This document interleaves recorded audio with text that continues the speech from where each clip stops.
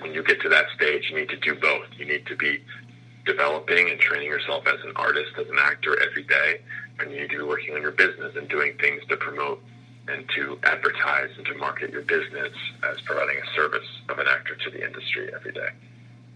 Definitely. There's always room to learn, and you have to be prepared. Being an actor, it's a multifaceted career. It's acting, promoting, getting yourself out there. And a lot of people younger than me or people my age, a lot of young aspiring actors think you'll become a overnight sensation. That's not necessarily the case these days, you know. You have to slowly work, you know. Yeah, well, almost never happens. And usually when people say, you know, they were overnight successes because they're just ignoring all the facts that how hard they worked for all the time, you know, to get there.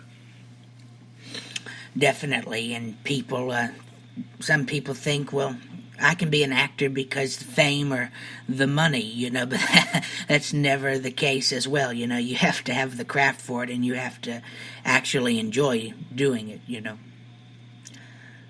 Mm-hmm. Exactly. Definitely, because the money may never come along. Actors have rough seasons, good seasons, back and forth, you know. Yep. Have you seen that documentary, that actor who was in that thing?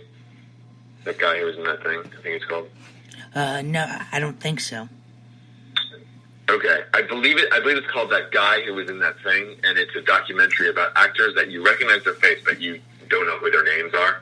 But you don't know what their names are, and it really goes into people's stories of how they struggled, you know, as a working actor for so long, and then they would get like a series regular on a TV show and feel like they finally made it, and then they'd be back to riding the bus a couple of years later. It can be, you know, the reality is for so many people who are in the films and TV shows that you see, and how it's not, you know, riding high and glamorous. You know, even though it seems like maybe they've arrived, there's still a lot of ups and downs, like you said. I know even Al Pacino, after he did The Godfather, which is, you know, one of the most iconic roles and iconic films, there was a period of time after he did that film where he thought maybe he was done as an actor and he wasn't going to work anymore because he was struggling so much.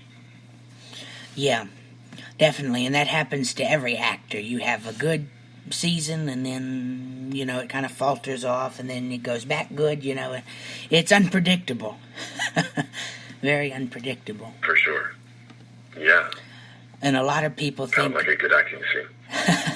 And a lot of people who aspire to be an actor, they immediately think a leading actor, a leading man, but there's also character actors, you know, and that's a more interesting role of an actor, character actors, you know. Mm-hmm. Yeah. Definitely. Who's your favorite character actor? Oh, let's see. I like all the... I'm 20, but I liked all the old stuff, you know, so...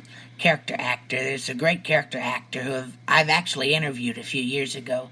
His name was Emmett Walsh. He did a lot of stuff with the Coen brothers, Blood Simple, and he's an older actor and very good character actor.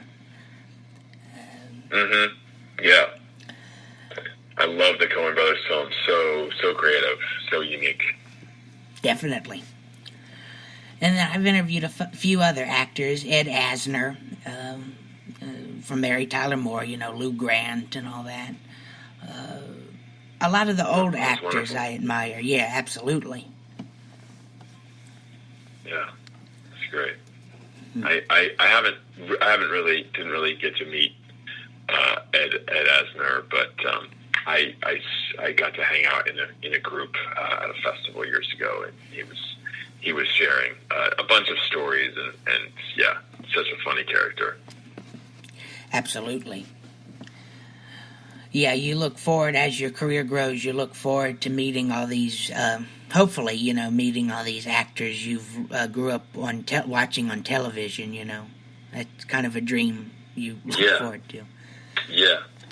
It's always a little surreal when you see, when I run into actors that I did grow up seeing their films as a kid, and there they are in real life in front of you, and it's, your brain just kind of has to like do a little adjustment of like, oh my goodness, this is a real person. They're really here. They sort of walked out of the screen.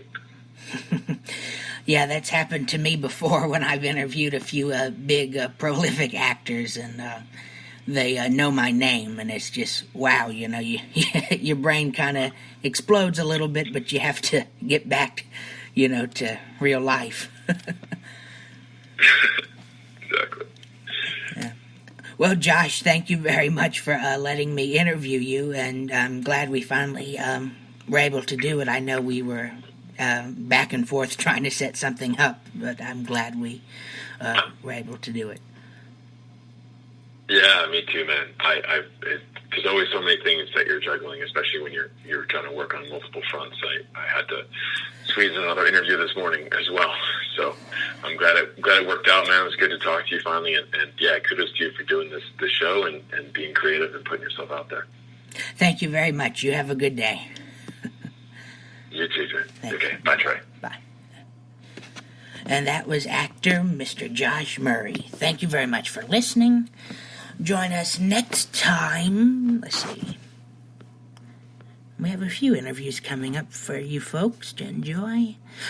Join us Friday, October 2nd at 2 p.m. Central Time, 12 p.m. noon Pacific Time, when I interview actor Mr. Tom Fitzpatrick. Thank you very much for listening, and as always, God bless you all.